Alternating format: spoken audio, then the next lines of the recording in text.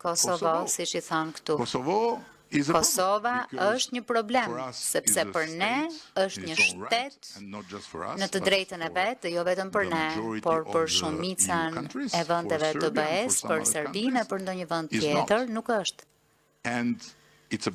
Dhe është një problem I madh. Por, ose do të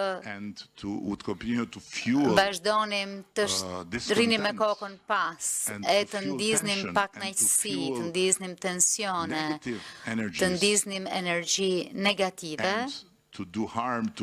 dhe të dëmtonim veten, ekonominë tonë, të ardhmen tonë, sepse jemi tregje shumë të vogla, kemi nevojë që të jemi të gjithë bashk, ose alternativa tjetër ishte të thoj, dëgjoni, nuk bijem dakord, parë që Europa është ballkanizuar shumë, që nuk kemi më vetëm, nuk kemi më të vetmit që krijojnë probleme. Shihni Francën, harroni Britaninë, mendoni që Franca është ballkanizuar?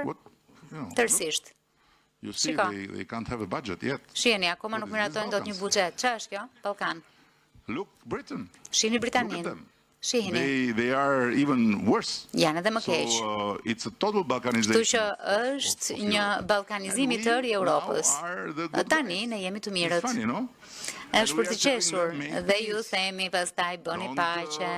Don't go for threats. Mos kërcënoni, komunikoni, bashkëpunoni, sepse kjo është gjë më e mirë për të bërë, sepse vim nga theri.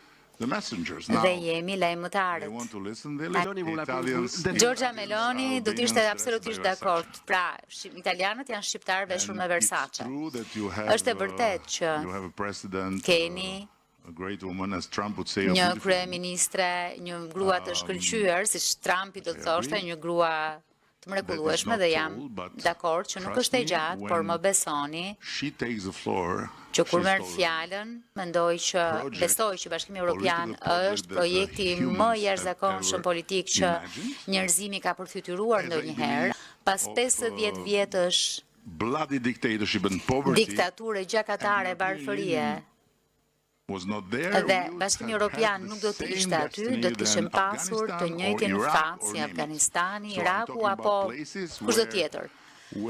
Flasim për vende ku amerikanët shkojnë të ndreqin gjërat me bomba dhe kur largohen gjërat janë më keq se ç'ishin në fillim. Për këtë po flas.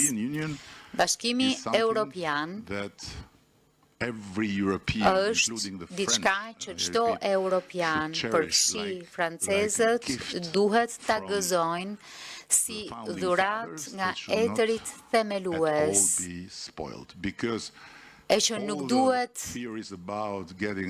rrezikuar as pak.